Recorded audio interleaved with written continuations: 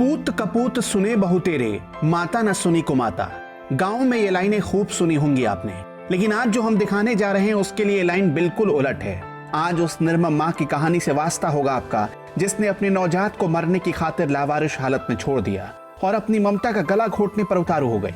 वो कौन थी, कहां से आई थी, मासूम नवजात को क्यों मारना चाहती थी, किसी ने नहीं देखा और कोई जानता भी नहीं और न ही किसी को पता चला। लेकिन कूड़े के ढेर से जब अचानक आवाज आई तो लोग भागे भागे गए।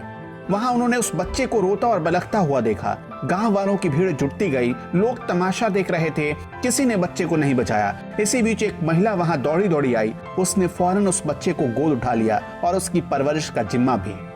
ये बच्चा एक हरवीर प्रजापति है, उसके मकान के सामने पड़ा था। मकान के सामने पड़ा था तो बच्चे को हमारे यहाँ के वाल्मीकि ब्रह्मू का बेटा उठा के लाया। उठाने के बाद वो जीवित है और चाहते भी ये हैं कि वो जीवित ही रहे। ये तस्वीरें उत्तर प्रदेश के कासगंज से आई हैं। कासगंज सदर कोतवाली इलाके की किलोनी गांव के रफातपुर में एक नवजात बच्चे को महिला लावारिश हालत में कूड़े के ढेर पर छोड़ गई और फरार हो गई।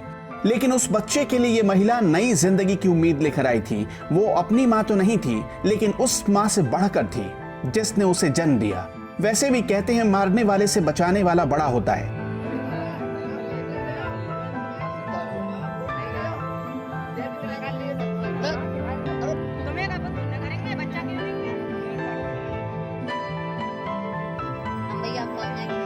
फिलहाल नवजात एकदम स्वस्थ है और एक परिवार में ढेर सारी खुशियां बिखेर रहा है। बच्चे की देखरेख की जिम्मेदारी राजवीर सिंह की पत्नी ने उठा ली है। राजवीर की 4 बेटियां हैं पर कोई बेटा नहीं। राजवीर और उनकी पत्नी इस बात से खुश हैं कि अब उनके घर में भी बेटे की खुशियां आ गई हैं। कासगंज से कर्म क्षेत्र टीवी के लिए अतुल यादव की रिपोर्ट।